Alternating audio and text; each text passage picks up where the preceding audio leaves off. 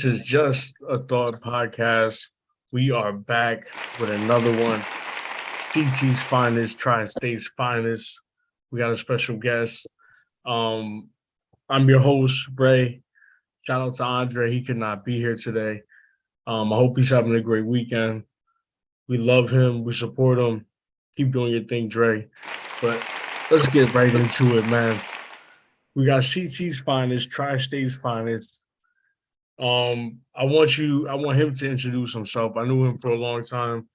Love the path he's going on right now, what he's doing, poetry, rapping, podcasting. It's a blessing to see this dude do what he do because growing up, man, the odds were against us, but seeing people move in a certain way that you want to see win, I'm happy to have him on, man. I'm gonna let him introduce himself. Let's get into it. Peace, man. So I'm Let's Krwnd go. Sotto, man. Thank you so much for that introduction. As you said, man, I'm a poet. I'm a all around writer. I do music, podcasting. I have a clothing line. I make traditional coquito. That's something I just delved into. I'm actually now moving into a managerial position with Crown Publishing. I'm actually working on signing my very first author to my publishing house. Um, Yeah, uh, that's uh, what's up. a person by the name of Don Antonio from Texas. Surprisingly, all the way from Texas, man. We were in a virtual poetry realm such as this one right here, and he Yeah. heard me perform for the first time, and he heard me tell my story, and he hit me in the DM like, yo, I love your story. Like, I love your poetry. I love your delivery. So I was like, thank you. I appreciate you. I liked yours as well. I thought that was going to be the end of the conversation. And then, like, later on that day, he hit me like, what do I have to do to come to Crown? And I'm like, huh? What do you mean? Like, he Yeah. was like, I want to put my work out under your umbrella. And I was like, Yeah, that's what's up. okay. So the past 2 days, excuse me, had just been hectic dealing with that, getting everything in order because for so long, I didn't have to run anything by anybody because it was just me. Yeah. I do have a business partner in Crown. People think that it's just me. And like, I have autonomy, I have freedom to do what I want. But, my great business partner and friend, Gordy, that's actually the creator of Crown. I just created Crown Publishing, but the Crown as a whole, as a conglomerate, that was his idea, his love child.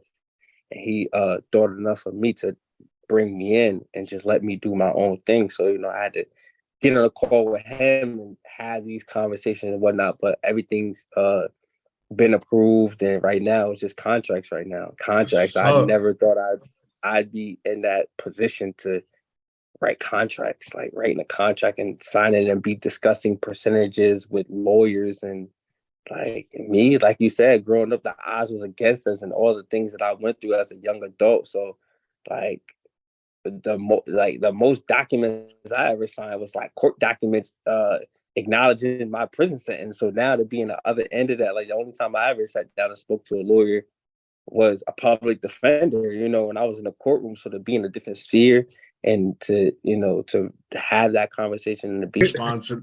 We got a lot to talk about. First, let me respond though by saying I'm happy to hear that because when people are winning, it sometimes it can be frustrating because you want people to see your craft.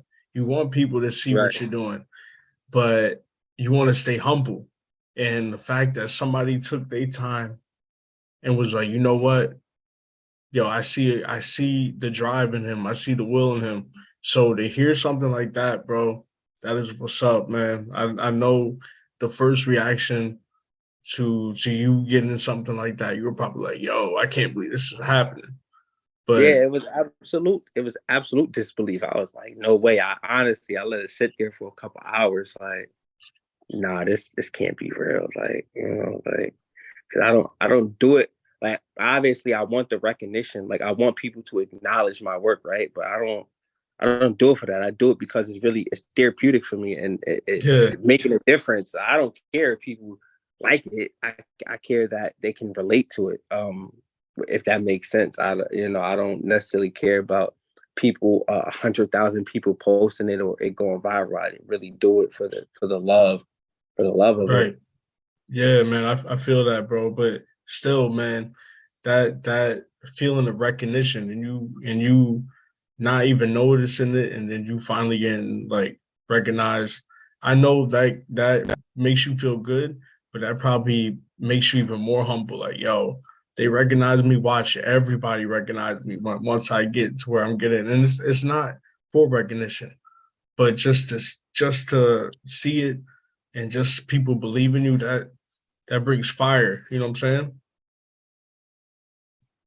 Absolutely. Absolutely. Yeah, man. So let's talk about this poetry, bro. How long Mm-hmm. you been writing poetry for?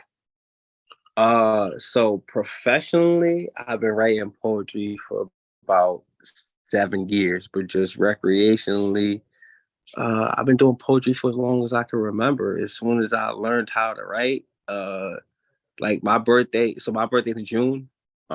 Shout out to all the Geminis out there. Oh, you're a Gemini. Damn. Yeah, that's why me and VZ click so well because she a Gemini. You know what Yeah. I'm saying? Shout Shout out out to the to her. Geminis. My mom's a Gemini. I got a couple homies that are Geminis too, man. Shout out. Yeah, we the best. We the best. Y'all crazy I though. was Hey man, we're passionate. Yo, We're that's true. I passionate. give you that. I But give you that. we're passionate. But I had always written, like I always like that's always been my outlet. I didn't share it with anyone like that. VZ was one of the very few people that was privy to, all these gifts that I have now that the world is just now finding out about. She was, me and her always had a very intimate relationship. We've always been very close and very just had a special bond. And it was her that actually was the catalyst for me to pursue it professionally. Um, because as you might know, for those the people who are watching this who don't know, I lost both my parents. Both my parents in 2016, 3 months apart. My father died in July, and then my mom died in October. And everybody everybody would ask me like what I was gonna do, but nobody asked me how I felt. And like VZ was the first person to ask me like, "How do you feel?" And I'm like, "I don't know. Like I don't." Like she's like, "How are you dealing with it?" I'm like, "I'm not." Like she's like, "Well, that's not good." And I'm like, I wanted to tweak, like, duh, but I was like, but I don't know what else to do. And she was like, well, it might not do much help, but maybe you should try writing out how you feel. You've always been very good with words. I think you should do that. And she introduced me to a site called WordPress where people, they go up there and they blog. And she was like, if it works for you, then that's great. If not, try something else, but at least try something other than, harboring it and just bottling it up. And I Mm. tried it, and my first few poems, I think from then to now, like, I don't think I've ever really sat down and wrote a poem like specifically about my mom or about my dad or about how I felt about that whole experience. Mm. Um, but what ended up coming out of that was that I wrote about everything else. So I got to release everything else that I was dealing with in that time frame and before then and since then. And I've came to the conclusion that when it comes to the loss of I think I numbed myself to the point that if I try to dig back in and refeel that, like that feeling, because I never felt it. So if I dig back in and feel that initial where people were like, nah, there's no way you're a guy and you feel that way. There's no way that you're coming from where you come from and you feel that way. Like, and you're able to piece these together and paint this picture and make me feel how you feel or how you say you Mm. feel. There's no way. I'm like, yeah, that's how I really feel. So I kept writing more and more. And how I ended up turning it into a business was really someone offered to pay for one of my poems. I was actually, at the time that I started Krwnd Publishing, I was living in a shelter. I was homeless. I was living in a shelter in Hartford. Like I was down bad. Like it really couldn't have. I had just got out of prison after losing my parents, and then moved to Hartford and was in a shelter. So it really couldn't get too much worse for me.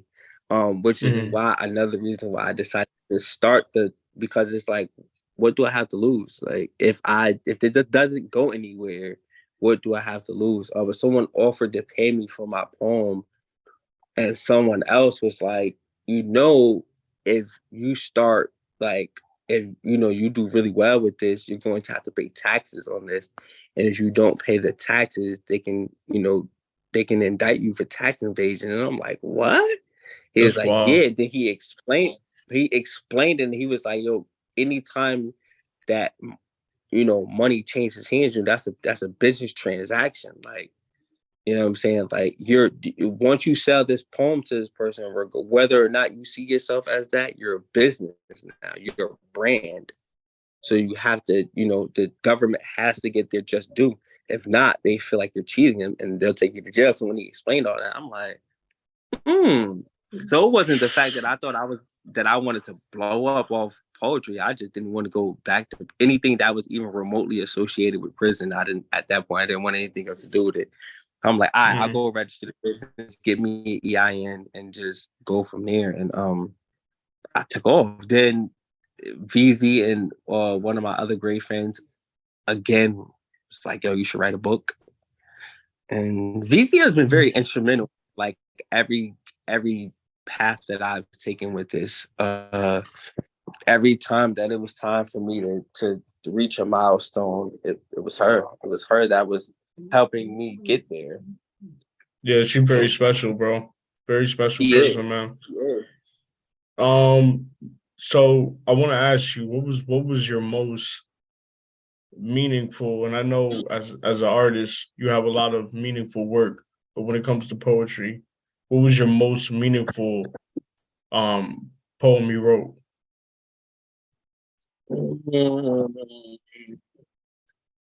Hate that question. Hate that because It's a difficult question. I don't know. That's like a loaded question. That's like a loaded question because all of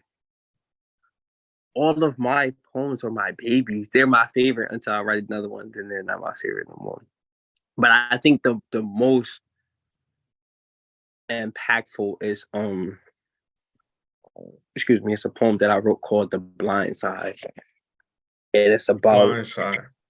Okay. Yeah, it's about the male, just how males are treated in America. Wait, can you still hear me? Yeah, I can hear you. Can you see me? Yeah, I can see you. You good? All right, no, because I was gonna read it. I have it. I was gonna read it Oh, because yeah, go ahead.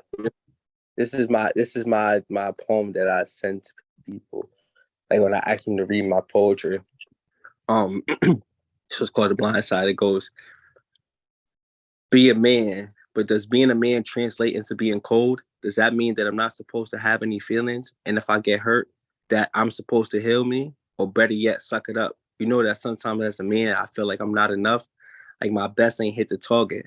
Like I read in between the lines and few things that's in the margin. This fuck the world mindset that I adopted came from not being treated proper. I don't even want anybody to write my tears when I cry. Just give me the space to do it and I'm fine. Please don't condemn me. Please don't condemn me for the things that are in my mind. It's either this or be the dragon that breathes fire.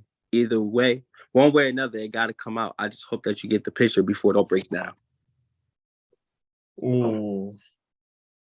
Ooh. Yeah, so Okay. like Ooh. that is my favorite because I guess that will be my most, for me, my most, like, and that's not even as, it's nowhere near as deep as some of my other pieces, but that piece right there just really speaks to why I began writing poetry to begin with, is to show that men, and more importantly, Black men, we have feelings. We are people. We are emotional creatures. We need and desire to be emotionally cultivated and taken care of just as well as a woman, like word. so Good like approach. that is Um, that's my when you first showed that piece to somebody and you got that reaction, how did that make you feel? uh I felt amazing. I felt invigorated. I felt validated, even though I didn't write it for validation. I felt like everything that I had felt up until that point and what led me to write that piece, I felt like, okay, it's not just me complaining or, being a brat or anything like that. Like I'm not, because you do have people that have this woe is me mindset, like, oh, everything bad happens to me. And it's like, not everything bad happens to me, but a lot of bad stuff has happened to me. And it shaped me. You can't there's no way that you can realistically say that if you pour negativity into a person every day, like literally intentionally pour negativity into them while they're surrounded by negativity, if that's all they see on a loop for 24/7, there's no way that you can tell me that you expect that person to come out positive if they never see any example of that. And for a Right. lot of Yeah. Black men, that's what it is. We're told from kids, we're literally told from children, don't cry, don't be soft, don't act like a sissy, don't be a girl. You're literally told you fall, suck it up, walk it off. Like we're taught not to feel pain, and Yeah. we're taught to fight, and like we're taught these things. Uh, so it's like, and then we see violence over the most, like the stupidest things. Like we see the loss of life over, Yeah. like the stupidest shit ever. So it's like, how can you realistically expect me to maneuver around that if I don't see it? I don't, if I don't see that. And a lot of people, we believe the world is confined to our environment, because how can you believe in something if you ain't never saw it? If you ain't If you never never saw it in saw real it, life, yeah, that's facts. And I think mm, a lot of people don't get that. Like a lot of us come from these neighborhoods and all we see is negativity. You know what I'm saying? What do you expect? You expecting an angel? Like when you come from these types of places, that's all we're taught. That's all we know. And it's like the world doesn't even give us a second chance. It's like, oh, he comes from this neighborhood. Oh, he must be a bad person. Oh, he gonna end up in jail. He gonna do this. And it's like, damn, we can't even get a hug. And to me, that's sad, bro, and because I, we got yo, feelings. Go ahead. no, that's just what I was gonna say. Um, like something as small as that, like a hug, like I had a situation with a person, and that really be my issue with people. Like they think that, and like I said, like you don't feel, Hold on. you Your don't know. volume. It's not good. Go ahead. Oh yeah, they Yeah, said like they act as if we don't feel, we're and then when we do feel, like they minimize it. Like they like it's minimized, and it's like, oh, it's not that serious. It's not that deep. And it's like, what? Like, so how I feel, it's not that deep. It's not that serious. But I'm supposed to take how you feel. Okay, like I'm eat shit, and I yeah. So that's what prompted me to write that. And like I said, when I got the reaction from people, like, and I shared it. Like I my fan base is primarily women, just because women are more in tune with their emotions. But I found that a lot of men, like after I wrote that poem, I like purposely sought out men to share that poem with them, to let them know, first and foremost, I see you. I see you because you are me. And two, it is okay to feel how you feel, because I also feel that way. Not just today, but I feel this way a lot of days. And you have a friend in me, And I feel like a lot of us don't do that because it's weird, or like it's looked at as strange for you to reach out to a complete stranger and say, I see you hurting and it's okay. Like it's all right. You don't even gotta tell me what's going on. But if you do, like, just know I'll be a listening ear. And and that's something that's also not encouraged, just that brotherhood, that bond. Word. But I ain't gonna lie to you. Vulnerability is difficult. Like I have sometimes when I'm going through stress, or I feel like I can't get something right. You know what I'm saying? It's very hard to be vulnerable. I ain't gonna lie to you. But I think a lot of us aren't taught that, like, because of what you said before. A lot of us are taught to be quiet, don't say nothing. Why you gotta act like a little girl? You know what I'm saying? But vulnerability is difficult, bro. And I still go through that sometimes. But I feel like it's something that people need to overcome. No, it is, and like that's where, like, you got to get to know yourself, Yeah. like like you got to get to know yourself. Uh you got to get more comfortable with you before you can be vulnerable for somebody else. No, that's true, man. Like, But it's difficult, bro. If it's not taught in the home, it's kind of hard to show that vulnerability out in the open. You know what I'm saying? It has to be taught in the home, and I don't think it's really taught in the home like that.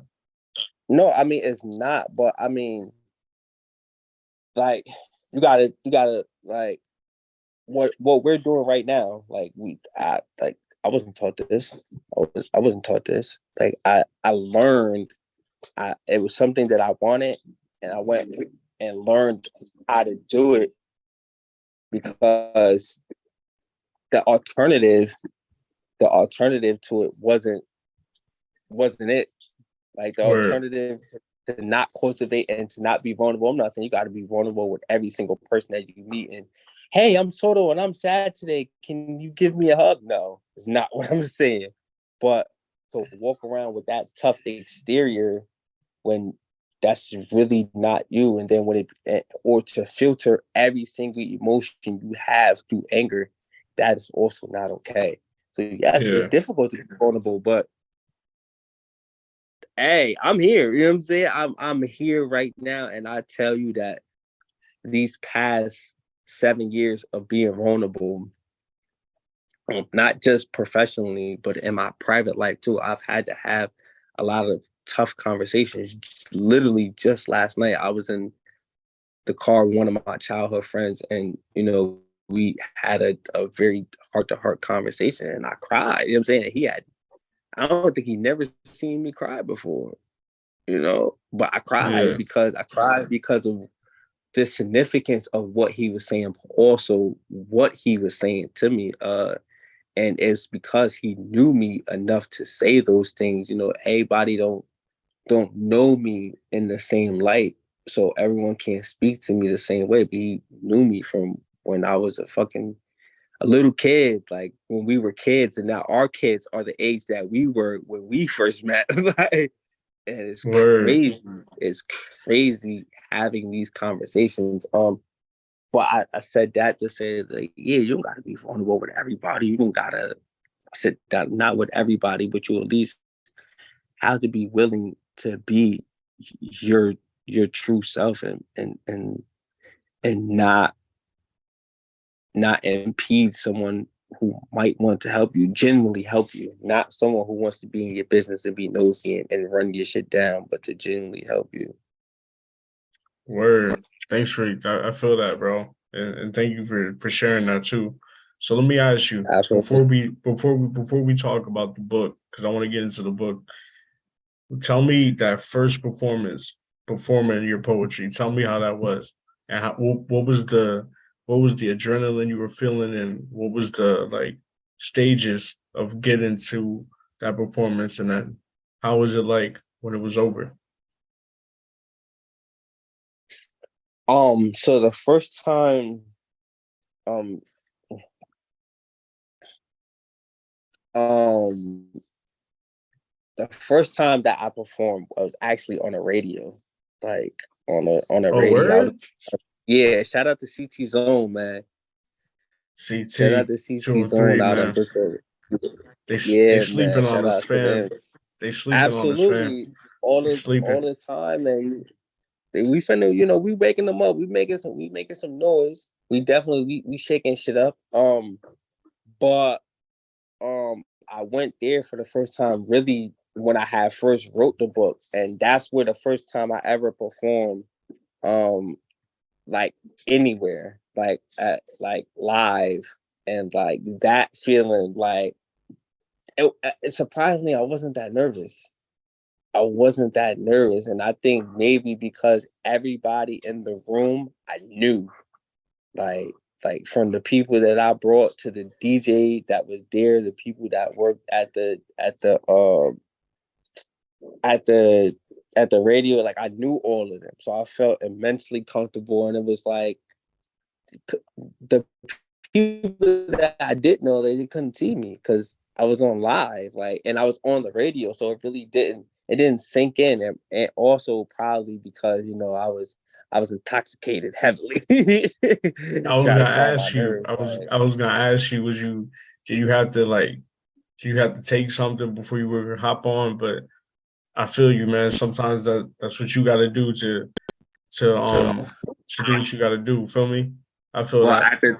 at the time, that was just like being under the influence consistently. That was just my lifestyle at that time. Like that's just what I was into. We talking 2018, and I was going through a lot of stuff. I was actually on the run. Like I was a fugitive in 2018, like my most productive year before this, like as a business, as Krwnd Publishing, like I was a fugitive, like I was on a run, like I was doing radio performances and performing places and doing promo tours and all that as a fugitive. Like it was it got to a point where people didn't think I really was on the run because they're like, yo, bro, you doing way too much. You taking pictures, you out of state, like there's no way you could be on the run and you this visible. And I'm like, the easiest place to hide is in plain sight. Like they looking for me somewhere else, and I'm right in front of them, literally.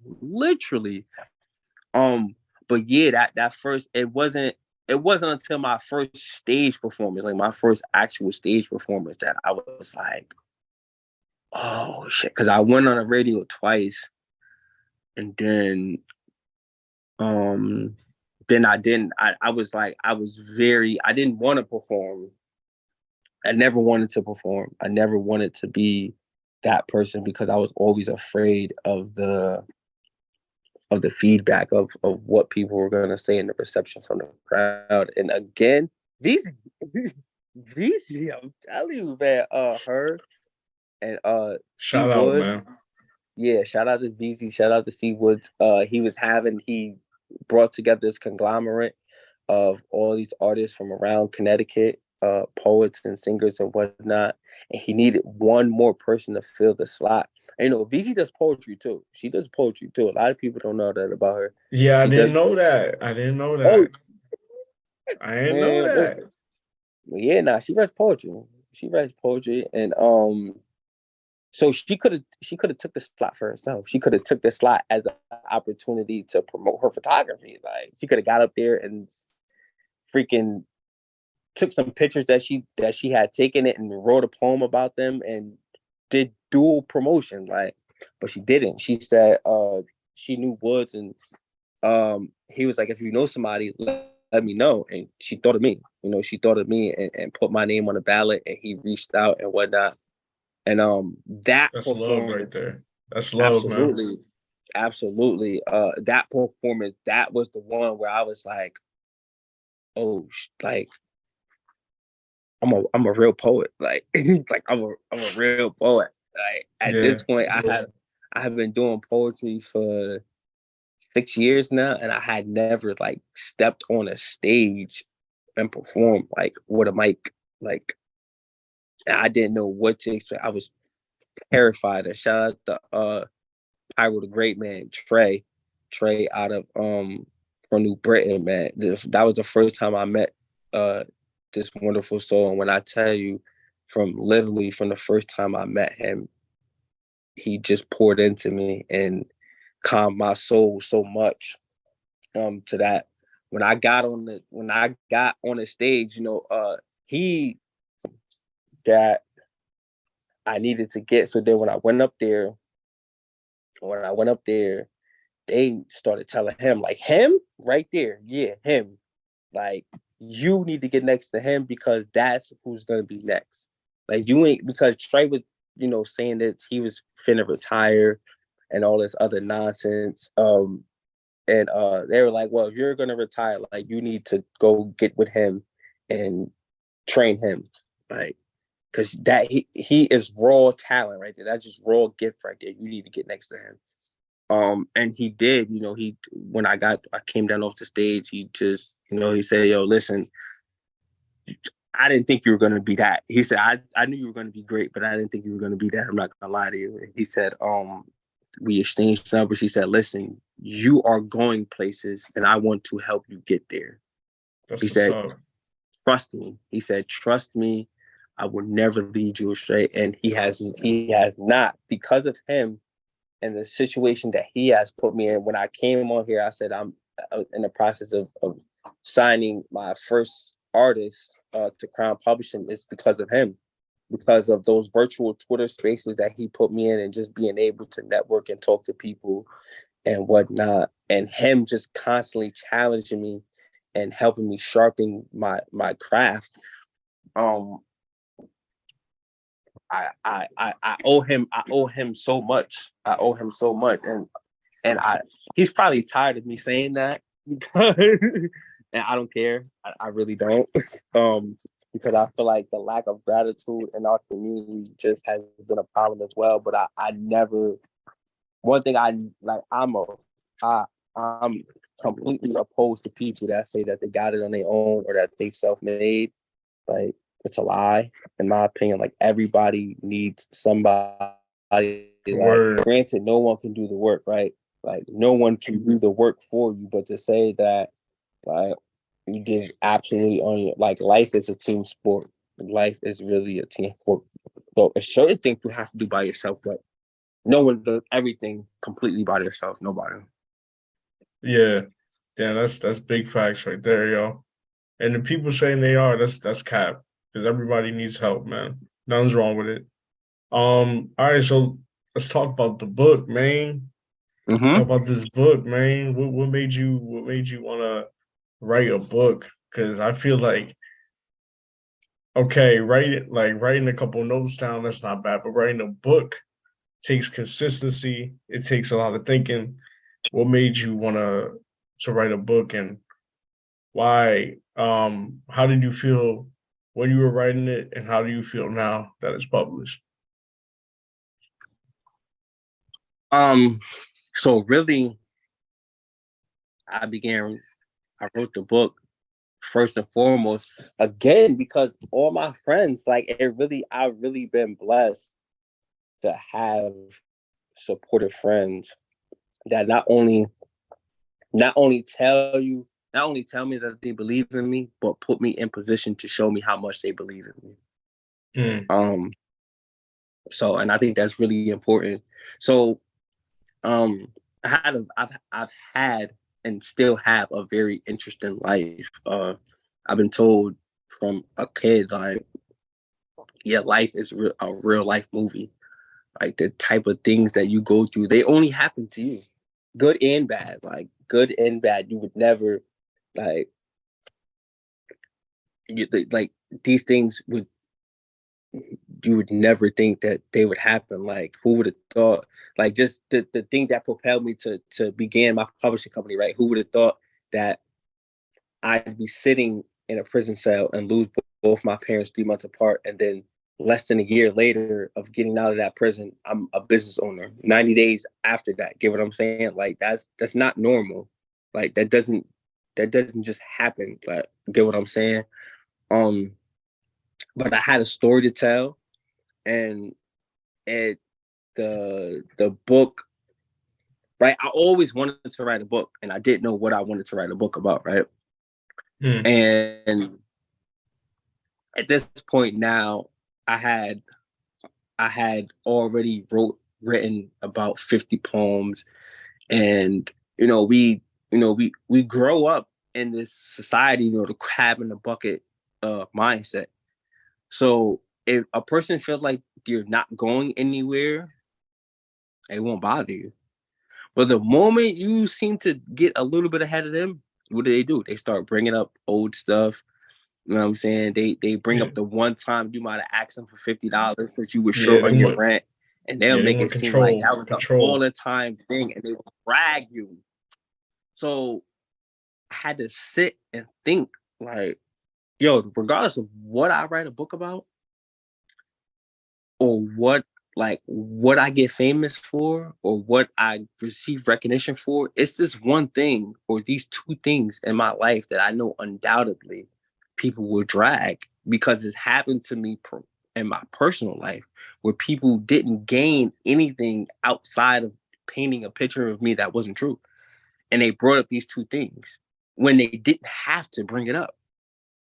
So I know once I began to gain some notoriety and get big and surpass them and start living in my true purpose, they definitely not gonna like that. They definitely gonna bring this shit up. So I said, what's the best way to get ahead of this? The best way is to just write a book about it. Just talk about it. That way I can talk about it. I put out in the open, create an open discussion about it, and I can get paid. But more importantly, I can get ahead of it that way when I get to where I'm at now, because at this point I had already had this vision, not necessarily of a podcast, but just of being more than just a local artist or someone who dibbled and dabbled. I really wanted to turn this into a brand and a household name, so that now when you type in Krwnd, my picture pops up. Like when you type in Sotto, my picture pops up. When you type in Hulu Valley, that like my picture pops up. Like I'm a household. Like you can Google me. Like you can, you know what I'm saying? Like that's me. That's what I I feel wanted. that.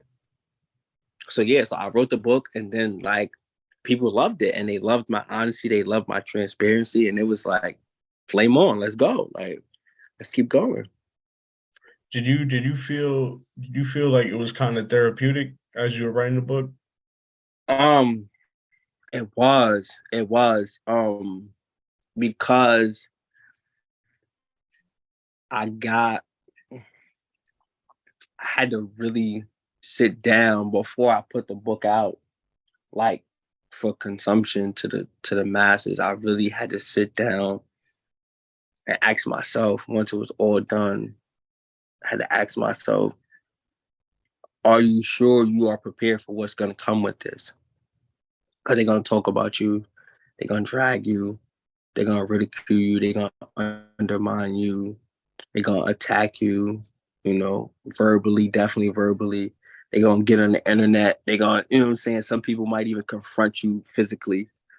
Like, are you prepared for that? Can you silence your own self? Can you be the bigger person even when you don't necessarily have to be the bigger person? Can you be the bigger person for the bigger picture?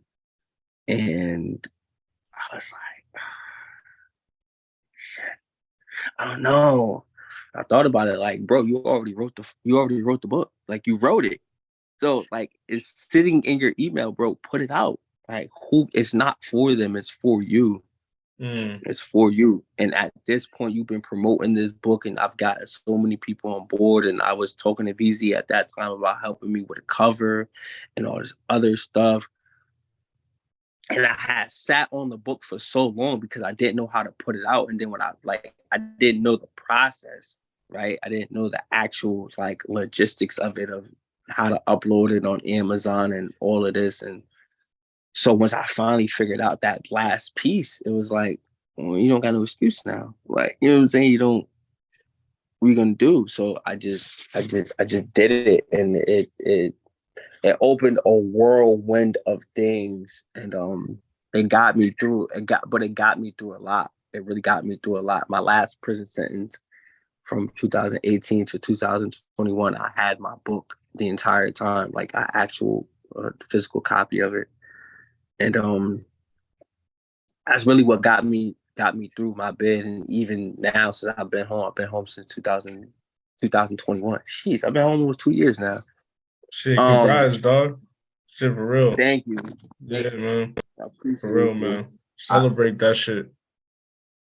Absolutely, because it was just not that long ago. I was getting 4 or 5 stretches, like 4 or 5 month stretches. Like that's how long I would be home, and then like I would be home literally for a season. If I came home in the wintertime, chances are I was gonna be going again by the spring, just because of how the system was set up, and I was just me being bitter and angry, and that writing that book was essential in that process of letting go. A lot of that bitterness and that anger was writing the book and finally just putting out in the openness. And I don't care who feels, not that I don't care, but like I'm not gonna let it stagnate me.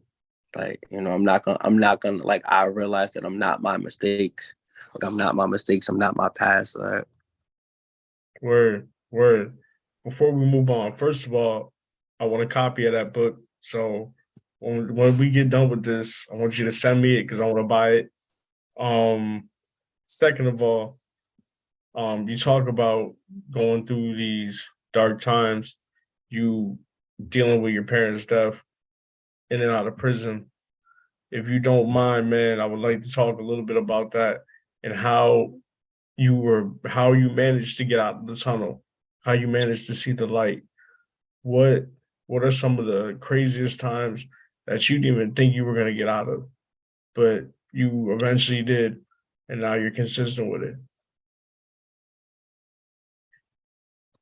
Wow,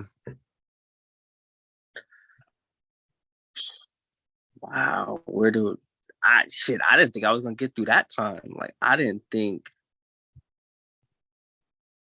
I think I was gonna get through that time. Like to be honest with you, because like nobody prepares you for that. I'm actually, let me backtrack. I'm gonna share a very interesting story with you. I've never shared this story like on a public forum with anybody, right? Mm. So you know us, we grew up in the church. You know what I'm saying? We're gonna put that out there right now. You know what I'm saying? God is God. Oh God is my God. That church dog. Oh yeah, man. we got, you Yeah. know, you know what I'm saying? We grew up in the church, you know what I'm saying? Yo, them And people was that crazy. they was, but God was God then and he's still God now. And I'm definitely not come up here trying to be no pastor, but all throughout my youth, right? I was told like I had a calling on my life. I was told that like I was gonna do great things. And like I'm like, man, all right, whatever. Like I'm thugging, I'm in the streets, I'm doing what I'm doing, woo de woo, I'm affiliated with what I'm affiliated with. That's just that. But from the very moment that I was exposed to what death was, I used to have this reoccurring dream almost every night that when my mom died, I was in prison and I was on death row. Like, and while they were even more descriptive, because I can remember this vividly, that even more detailed, like when she was taking her last breath, they were administering the lethal injection to me. And I used to have this dream vividly every single night, almost all the way up until like I was a teenager. So I was like 14, 15 when I left my mom's house. And I never paid attention to it. I thought it was just really like some subconscious shit because she used to always watch like CSI and Unsolved Mysteries and things like that. I never paid any attention to it, even when uh the people like the pastors and evangelists and they were speaking over me and saying that like I was in my own way. That's basically, what I'm saying. They were like, yo, you're fighting a battle between yourself and basically within yourself. And they kept saying this like for years. And I'm like, not fighting no fucking battle. Like, cause it's not a fight. Like I'm thugging and that's it. I don't want to be in church. I don't want none of this. Like, this is not my life. So when my mom passed and I was in prison, like it messed me up. It messed me up because the first thing I thought about was that dream. Like God had been trying to show me this since I was a kid, and I didn't pay attention. Like he couldn't have showed me any clearer. Like he was showing me my future. The only difference was I wasn't on death row. But my mom passing was like symbolic for the lethal injection because that's something that you never recover from. Like you don't recover from the loss of a parent, certainly not a mom. Um, so I don't know how I got through it. I think it was I just woke up. I had to. That's as big, that's as simple as I could put it. I had to. I had other things going on. Like when I got out of prison, when they passed, like I was homeless, not because they had passed. I had already been on my own. So I was 14. So I was homeless. I didn't have anywhere to go. I didn't have a job. I didn't have shit. I didn't have nothing. So I didn't have the opportunity to grieve and mourn. Like I had to get my shit together. I had to be an adult. I had to be an adult. Like, and sometimes as an adult, like you don't get to take a breath. You don't get that time out. Like you got to keep running, even when your lungs explode. Like you got to go until you collapse. And some people might say otherwise, but so I've dealt with it in my own time. I cried a lot. Like once I finally like for my mom, it hit. I think it hit a little bit different for my mom just because I had, like I said, God had been showing me that for quite some time. And it's my mom, bro. Like, so, and for, like, I could just remember conversations that we had when I was a kid, like her, like, teaching me certain stuff and, like her teaching me how to cook. And I don't need to know how to cook. Like, she's like, why not? I'm like, because you always gonna be here. Like, and I really believed that in my head, like that she never was gonna go anywhere. Get what I'm saying? Yeah. So I'd be like, you're always gonna be here. And she's always be like, I'm not. Like, I'm gonna leave here one day. And I'm like, no, no, no. To me, I thought 30 was super old, and now that I'm almost 32, I don't think it's that old, but I I should say that. Like Nah, you I'm young, gonna live. dog. You still you young, man. Don't cut that though. Yeah, Don't but wear that. when I was 7, 8, I thought 30 was super old. So I used to tell her all the time, like, I'm gonna live here until I'm 30 and then I can move out. And she'd be like, no, I want no 30-year-old man that never lived outside his house. And I was like, and then she used to be like, you gotta learn how to cook because I'm not always gonna be here. And I'll be like, all right, I'll just get a girlfriend. Like, I'll get a girl. Like, I can remember all these conversations vividly. So, like, when it finally hit me, like, I never really liked Christmas or holidays. Like, after I left my mom's house for obvious reasons, it wasn't the same. But no matter where I was, whether I was in jail or in the streets or whatever, like I always call my mom on the holidays. Like always, always. I think that's like just stereotypical normal shit. No matter where you are, you call your parents on the holidays and on their birthday at least. I think that's just obligation, like, right? So it was Christmas. I came home. They both passed 2016. So I came home December 5th, 2016. I came home 3 weeks before Christmas. And I was sitting in my cousin's kitchen. We all sitting there having a good time, laughing. And for a split second, I forgot my mom was gone. And I picked up my phone to call her. Damn. And I dialed her number and I went to press the green button. And like, I realized, like, bro, nobody's gonna pick up. And that shit, Shit, bro. I hadn't cried Yeah. about that. I hadn't cried about my mom passing up until that point because I didn't get to see her like in the casket. So for me, it wasn't real. Like it wasn't real. Like and in that moment, the realization that I'd never hear her voice again. Like it. So I cried like it had just happened because for the first time I was just accepting it. And yeah. So that was the beginning of my healing process because I accepted it. I accepted it in that moment. And thankfully I was with my cousin who she lost her mom at a very young age. She lost her mom at like, I think she lost her mom. Like me and her are like, let's see. Ooh, I didn't even think we was that much apart. But I think we like 6 years apart. Cause when her mom passed, I think I was like 1 or 2. Like I was a baby. Like I don't even remember her mom. Like, but she so she, she's gone her whole life really without her mom. I think at this point I was 25, so she was 31. Cause yeah, we like 6, 7 years apart. But thankfully she was there. She was there to guide me through it, and she let me let it out. Like just let me let it out. I almost killed her because like she's mad short, and I got a little bit of height on me, so I was just I was leaning on her. I was Yeah, it was leaning hard to on get her. off.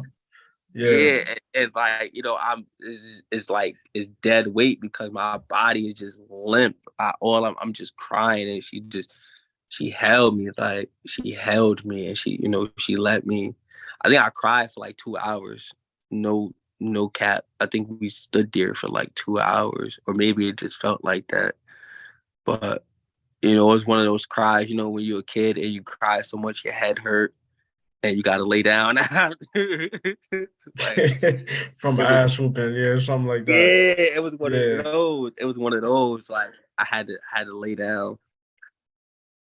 I had to lay down, and yeah. So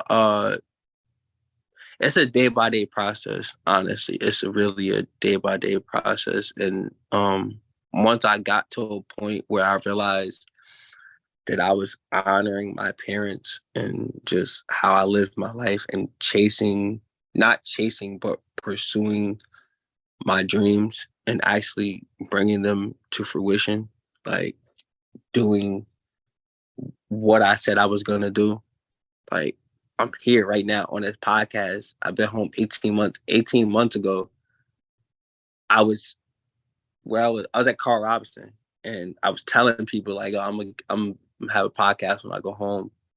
And I didn't know anything about a podcast. Well, I didn't know a podcast in that name because 10 years ago, if you go on YouTube and you type in my previous name, you go on YouTube, I have videos of me doing this right here, just talking to people. Not talking to people, talking really not to myself, but talking to the audience in a podcast setting.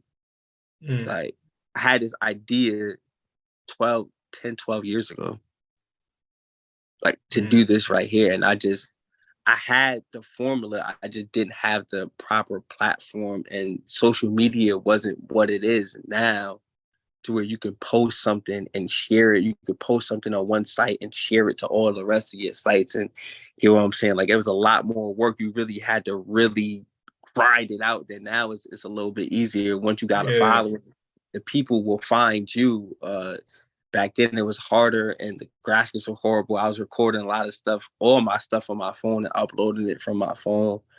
And I still was afraid to promote myself because I was afraid of what people were gonna think about me.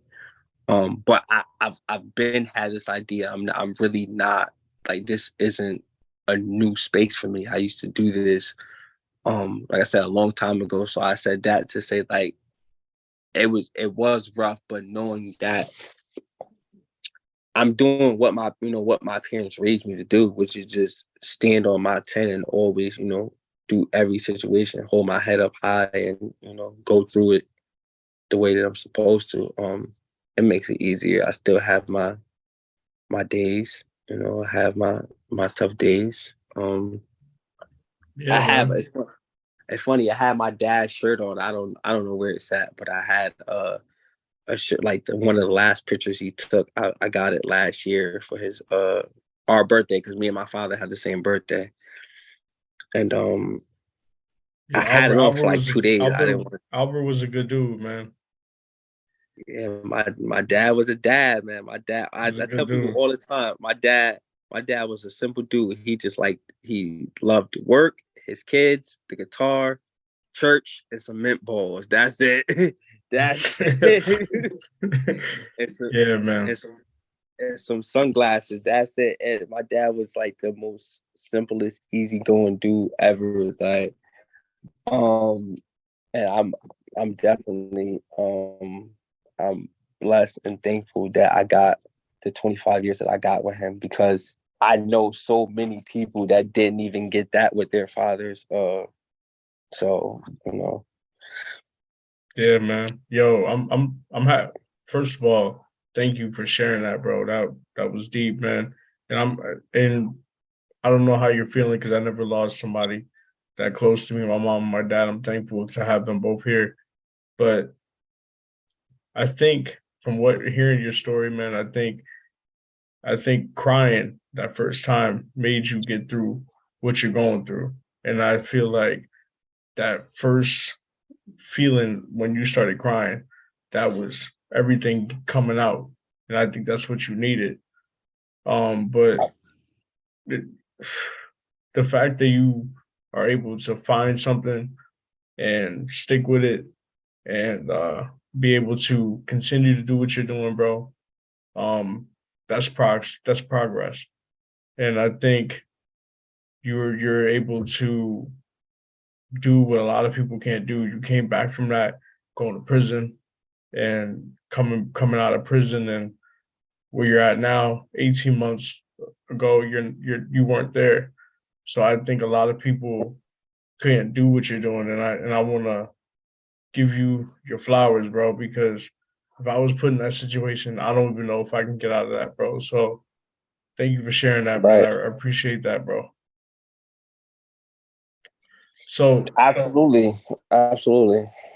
yeah, man. So before I ask you, because before I ask you about, because there was a list that just came out about the greatest rappers. You rap a little bit before Mm-hmm. before we talk about that though. Let's talk about that podcast. Right. So Um. what? Yeah, go ahead. No, no. Go ahead, because I think I know you're gonna ask Yeah. me. So what made you want to start a podcast? You know, us coming from CT being a small state, us really getting overshadowed by Jersey, New York. Um, what made you want to do the podcast, man? And but how do you feel now about the podcast that you did before? So like I said, when I was in like like I said, 12 years ago, 11 years ago, I was doing podcasts like on YouTube. Like if you type in Heartless Hat, I was doing that. It's just me. Like my daughter's mother, shout out to my daughter's mother. She was my first director. She was one of the very first people that believed in me. Funny that I don't mean to go down that rabbit hole, but it's funny. I think that's why I never thought about that. Never thought about this in that manner. I think that's why uh me and her parting ways hurt so much because she actually, at least I thought that she believed in me and really wanted me to do better. But that's a different topic. That's a different topic. Different time for a different day. I feel you. Yeah, it's a different topic. But yeah, I just would. It's something that I always wanted to do. Fun fact about me: before I began going to prison, I wanted to be a psychologist. I wanted to. I can talk, bro. I love talking to people. I love the effect that you get and that you have on people just from talking to them. Like I never was a believer of sticks and stones will break my bones, but words will never hurt me. It's a fucking lie. It's a lie. Because if that's the case, if words have no effect, then why do we pray? Like why do you cry when you hear certain things? Like why what's the purpose of wedding vows and Miranda rights when you get arrested and things like that. There's certain things that you have to say before actions can be taken before they're official. Like they can't arrest you. The charges won't stick if they don't say the Miranda rights, right? If you go and you get married, if you don't say the whatever the wedding vows is, and the pastor or the priest or whatever doesn't say now by the power invested in me. If he doesn't say that, it's not official. It's not official. Like it's not real. Get what I'm saying? Yeah. Like the whole world was created off a word. Let there be light, and boom. Like it just was. Like it just was. So yeah, I always wanted to do that, but I didn't know how. So when I was in prison this last time, they gave us these tablets, and like I was at the end of my sentence, so I wasn't about to spend a bunch of money buying movies and buying music. They had a bunch of podcasts, and I used to listen to Charlemagne the guy. He had a podcast called The Brilliant Idiots. Yo, one of my favorites to listen to, him and Andrew Schultz. Yeah, man, I used to listen to him. I used to listen to him all the time, and then I used to listen to this pastor Stephen Furtick. He wasn't a podcast. I just used to watch his sermons up there, and then I started discovering other podcasts, and I was like, oh shit, like this is pretty dope. And then I started to see other people around me that were in a prison. They were listening to podcasts too. I was like, oh, I bet if I can do this, like I can talk, bro. I can talk. I know how to talk. If I can do this, like if I can figure out a way how to do this, like yo, that'll be life changing, and it'll be another way to promote and connect with people. And it seems like this is the thing right now. So I stored away in my head, like, yeah, all right, that's something I'm gonna do. But in reality, like I didn't know when. But you just gotta have the faith, and you gotta be ready to to act upon your blessing as soon as you get put in a position. So I just kept speaking into existence. Like I'm gonna have a podcast. I'm gonna have my podcast. Shout out to Dramo. If y'all don't know who she is, you should have her on your podcast as well, because she's amazing. Okay. Dramo, man, Psychopath, the podcast. She is amazing. Not just her content, just her as a person, like just her as a whole. Like she's dope, and she's from Connecticut. She's actually from Bridgeport. Hey, shout out Bridgeport. Let's go. Yeah, she is amazing. And I ran into her. I had hit her to read my poetry. I didn't even know she had a podcast. And when I asked her to read my poetry, she's like, "Oh, you do?" She's like, "Yeah." So she read it, and then she was like, "Oh my God, this is so great." She was like, "I would love to have you on my podcast one day." And I was like, "Oh, you have a podcast?" I was a whole groupie. I was like, "You have a podcast?" And she's like, "Yeah." And I'm like, "Yo, I was just saying that I wanted to do a podcast." Like, and she's like, "What? It's mad easy. I'll show you." And like, literally, she showed me, and it was mad easy. And like the first few months, that was right after I met Trey, and it was a year.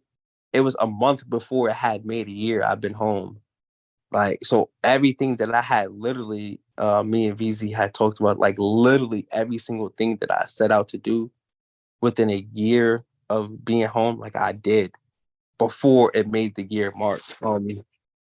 And I didn't rush anything. I didn't force anything. I literally just let everything happen in time. So yeah, she schooled me, and whatever questions I had the first few months, even to this day, like I hit her like, "Yo, I'm having problems with the app." Woo, woo. And she was there. She was a guest on my podcast. Like she really supported me all the way. And anytime she has the opportunity to like throw me an alley oop, she speaks my name in so many rooms that I don't even know about.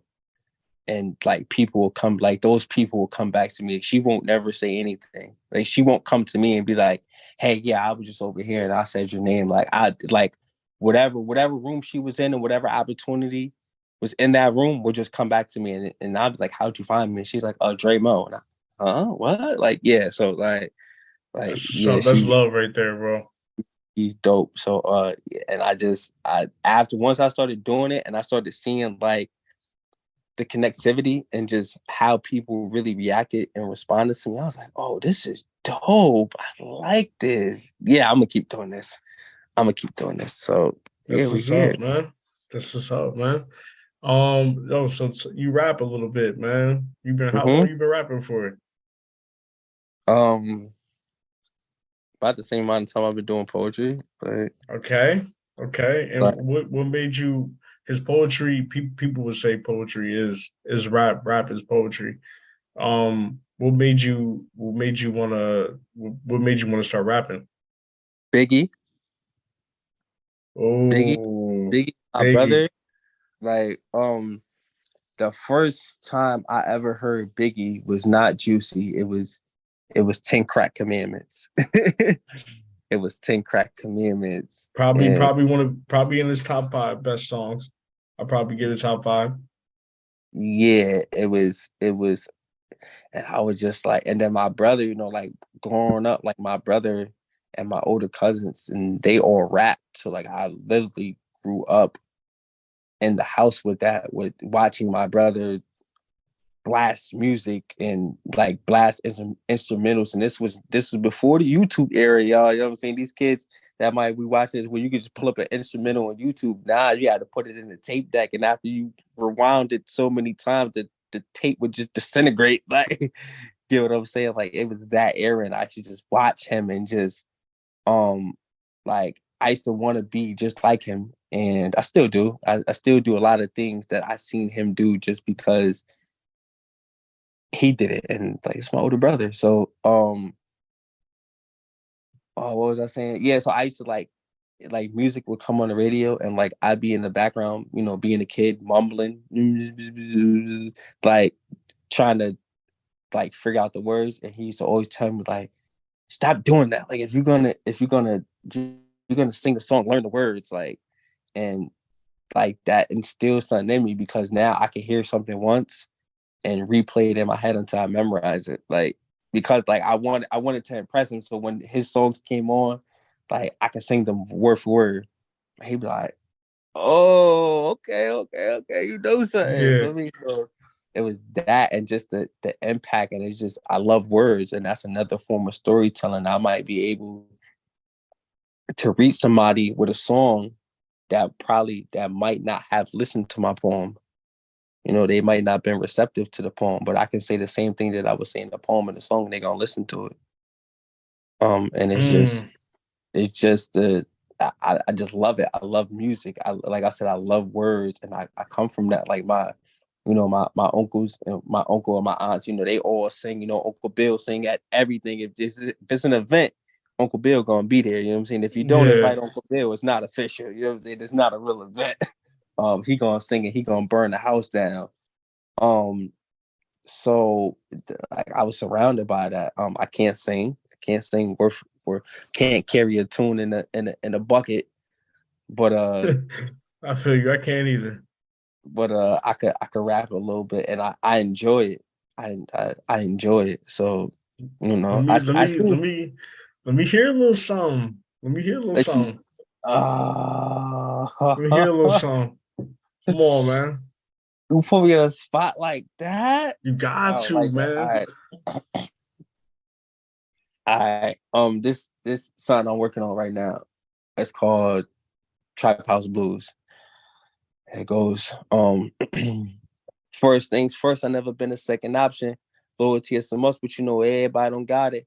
Colder than the glacier, it get hotter than the tropics. If I say I love you, then I love you, nigga. That mean we locked in. Never would I let you be the topic of the gossip. If I hear somebody talking bad about you, split they taco. Real big homie, ain't no fucking doubt about it. Giving out $1 million worth of game just like Wallow. But niggas do not understand this game because they watch us that they at the top, but really these niggas be at the bottom of the paperwork. I seen the signatures up on the statement, and it's crazy because these niggas is active in gang banging. I guess that's the reason why my mama had me praying, seen this shit from a distance. She was just trying to save me. Speaking of sunshine, man, you know I miss my lady. I just hope I make her proud of her baby before I meet the maker. Okay. Okay. I had to put you on the spot. I'm like that. You know what I'm saying? I put people on the spot. You know what I'm saying? I does that. But you got that. You got that. Yeah, man. Nah. I fucks with it. I like it too. I like it. I think you put up a reel the other day and you were spitting. I was like, yeah, all right, he got that. It was on FB. Yeah. Oh, that's I think that's the one I had on the Calvin Klein sweater. Yeah. I think you had maybe you had a hoodie on. It was in the car. Yeah. Oh yeah. No, because it's two of them. So because one was recent, but the first one that I posted was me and VZ. VZ, we were in Brooklyn. We went to Brooklyn for a shoot, and I was rapping, and I didn't even know she was recording me. I just was rapping.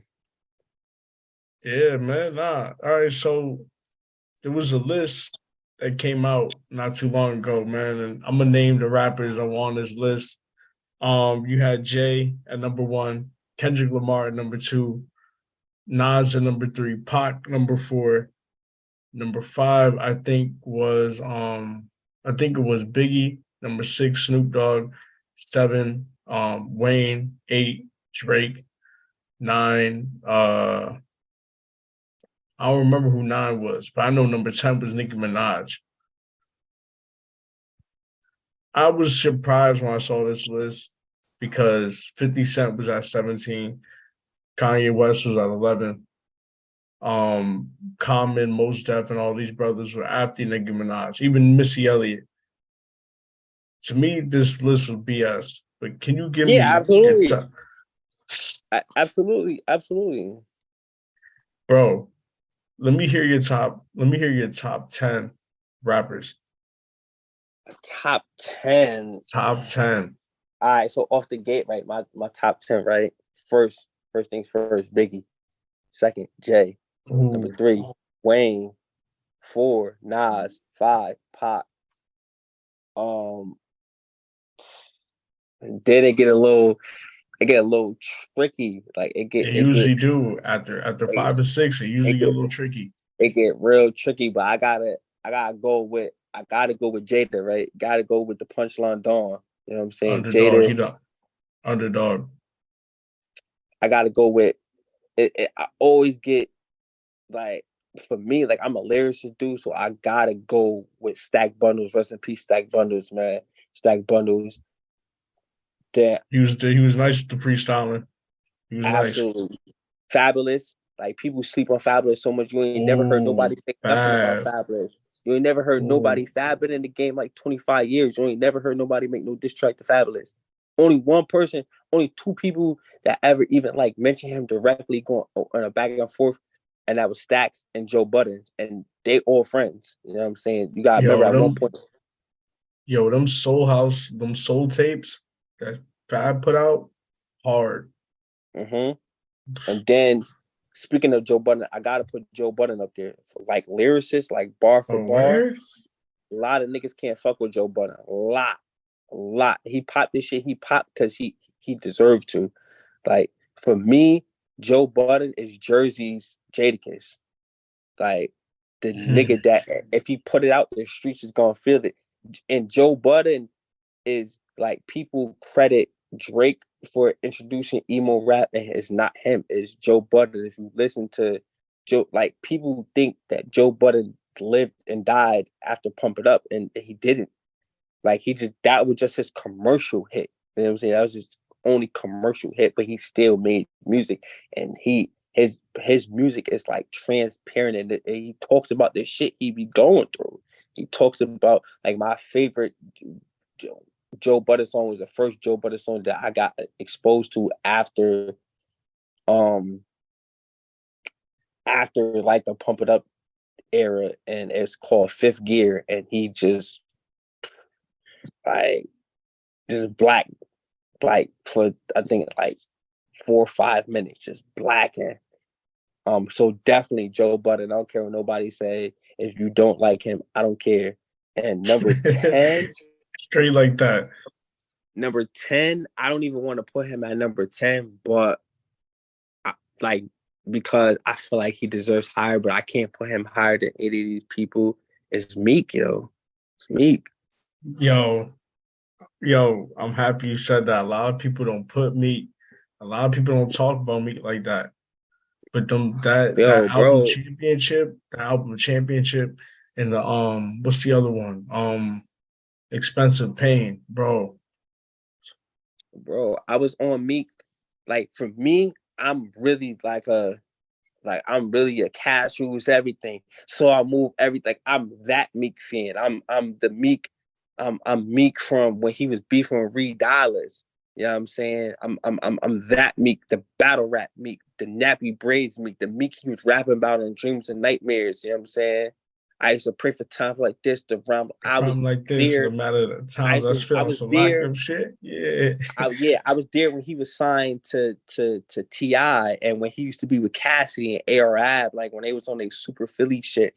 Like I was there when he was in the studio, fresh out of jail, nappy braids, like rapping about Nicki Minaj before niggas even really knew who Nicki Minaj was. He was talking about Nicki Minaj and in '09 when she wasn't even a super big star, but he was rapping about her then, saying that he wanted to get her then. You know what I'm saying? Like I was there for that. Like, you know what I'm saying? So like, and I seen his elevation and his story of going back and forth to jail, which is very similar to mine, catching the case at 19 and just they gave him 10 years probation for some bullshit, and like Some bullshit, bro. him just going back and forth and just really overcoming that and having a dream and being and battling between trying to realize your dream and fighting reality. I'm saying being at war in reality. Like his story along with just his lyrics, like the shit he be saying, like it's Yeah, he just different. like, He different. He bro, different. how could you not? And like, you know, niggas like to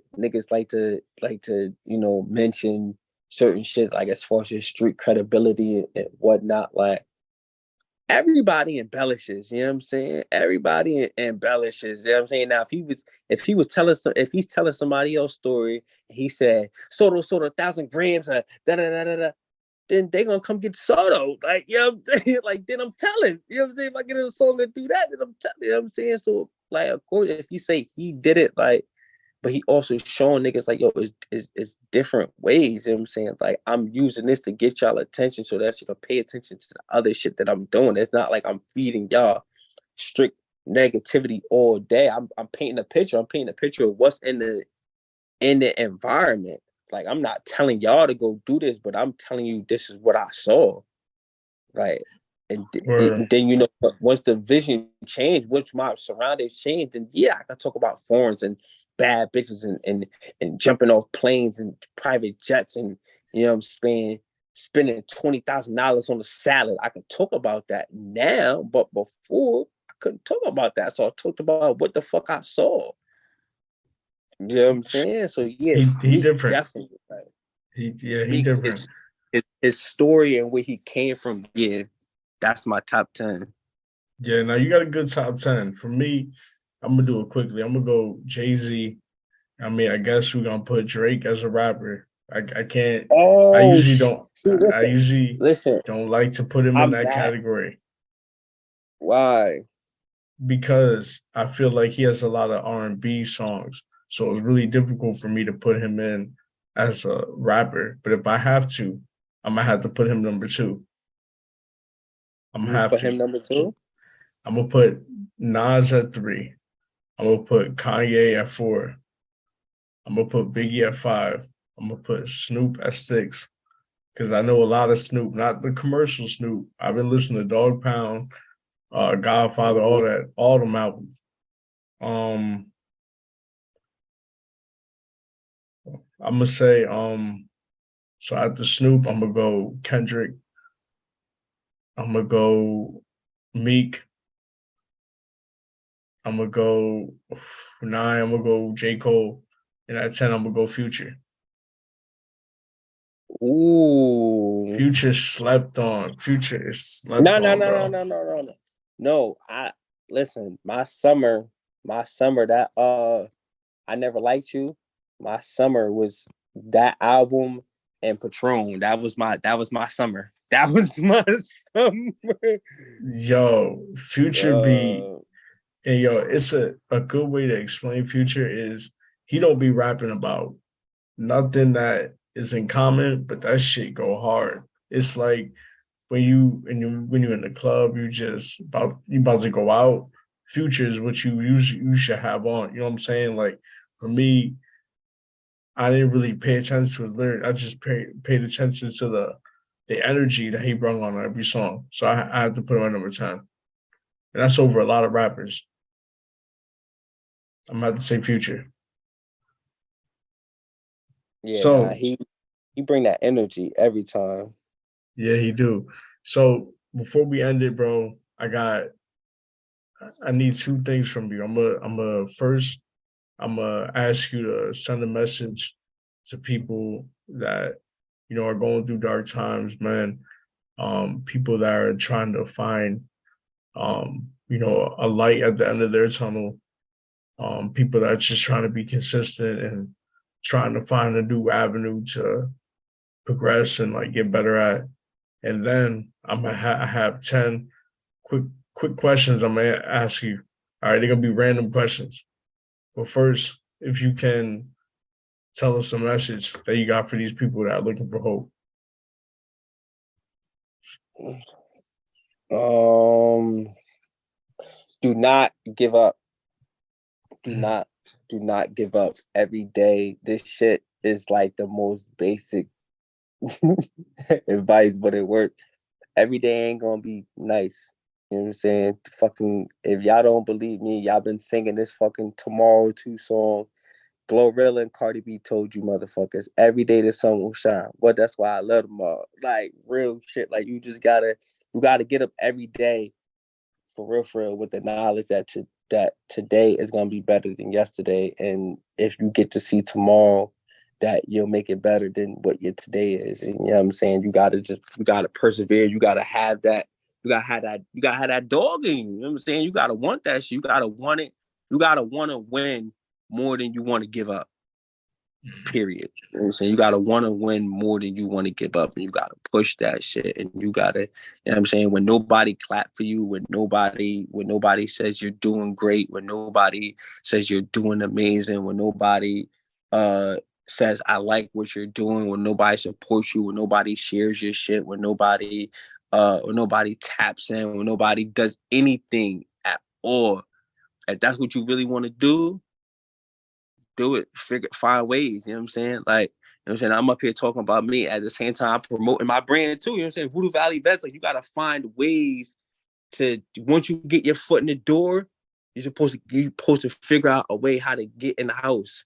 You know what I'm saying? And then once you do that, like you're supposed to figure out how to way to make it your own. You know what I'm saying? But it all begins with not giving up and just knowing and believing that you deserve it.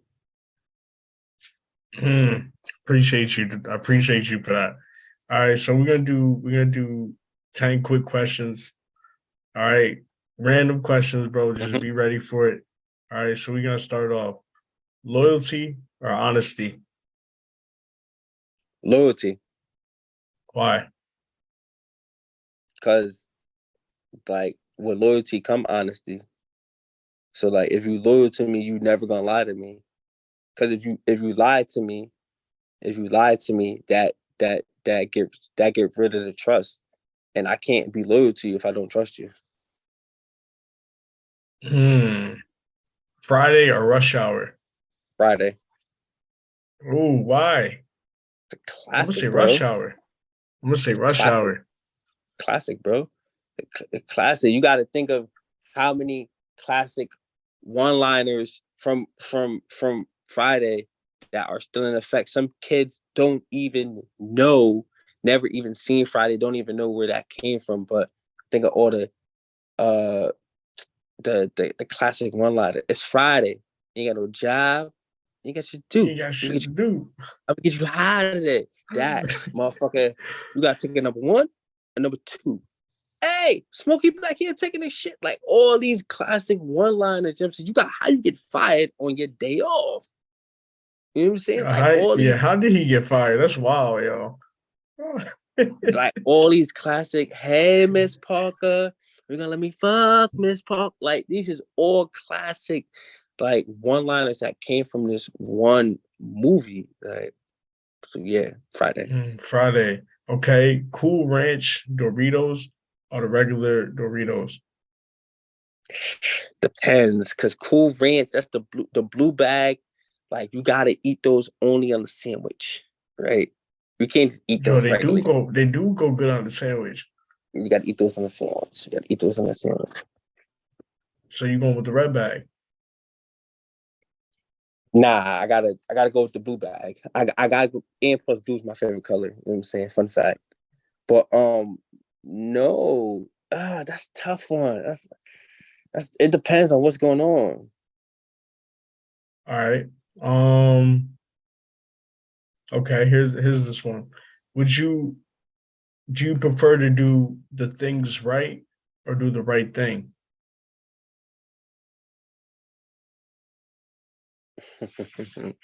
Do things right. That's like an interview question. That's an Indeed question. It's a question they would ask you on Indeed. Do things right or Do do the the things right. right or do the right thing?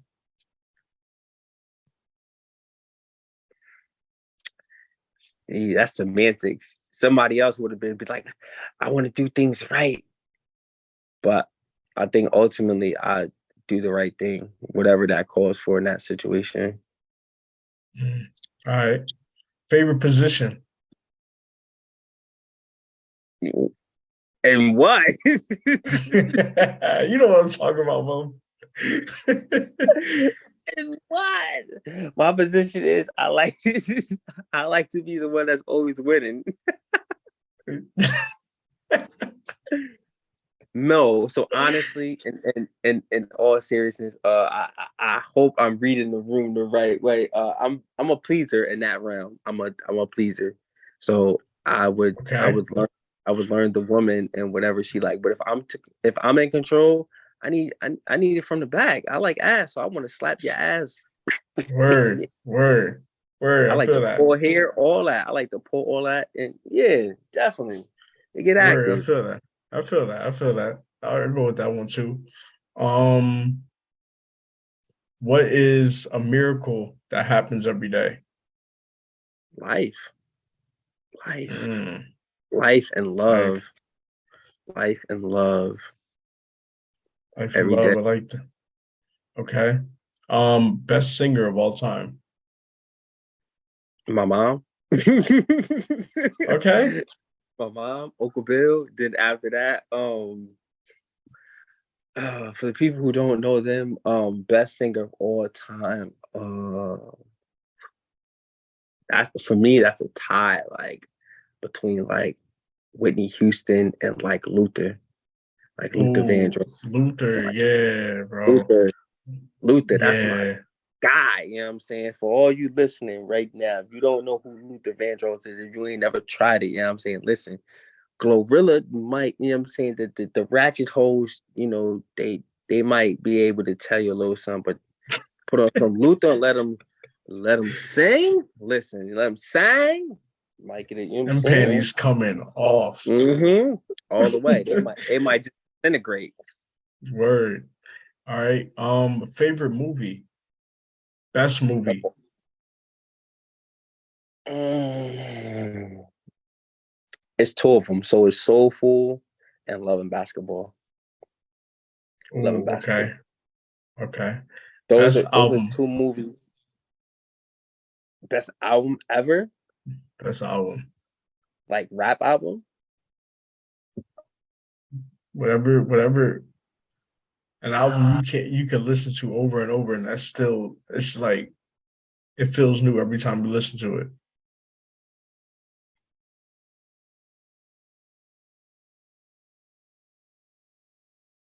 The Black Album by Jay-Z.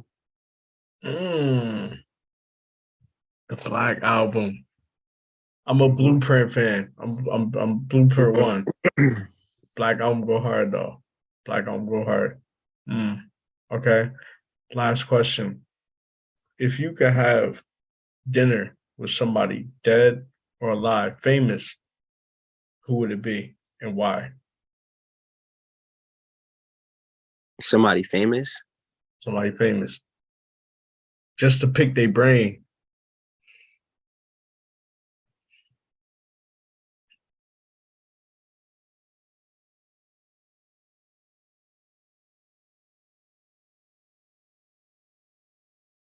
Malcolm X.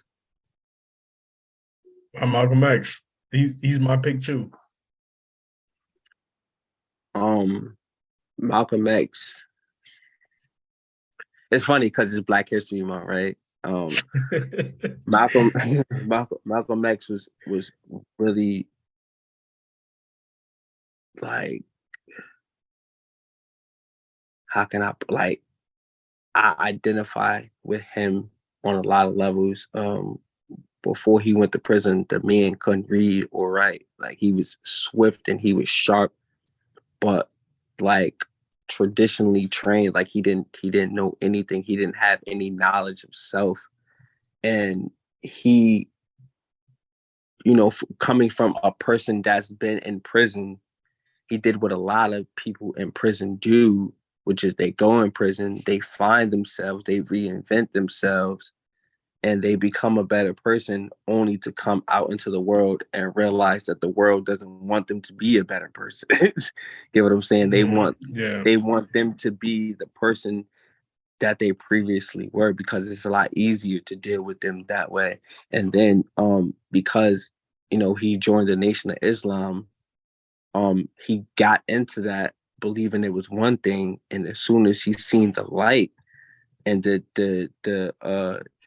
division and the destruction that those leaders at the time were causing, he removed himself. And he could have just did that, right? He could have just distanced himself, but he did what very few people do, which is when they get new knowledge, they reach back and teach to others. Like, yo, listen, you don't have to believe what I'm saying, but if you want to listen, like, I can show you the right way. And he ultimately died for that.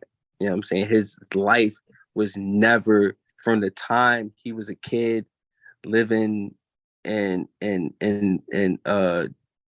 Michigan, all the way up until, like, his life was always in constant peril. Like, you know what I'm saying? Because of his parents' heritage and the things he was going through, and then the lifestyle of him being in the streets and whatnot, him being in prison, then him joining the Nation of Islam, and then him becoming an Orthodox Muslim. Like, he like, his life was like always in a perpetual state of just like, what the, you know what I'm saying? Like, it's always seemed Yeah. like it was a tailspin, and yet he handled it with such grace and such, you know what I'm saying? And he literally died for what he believed in.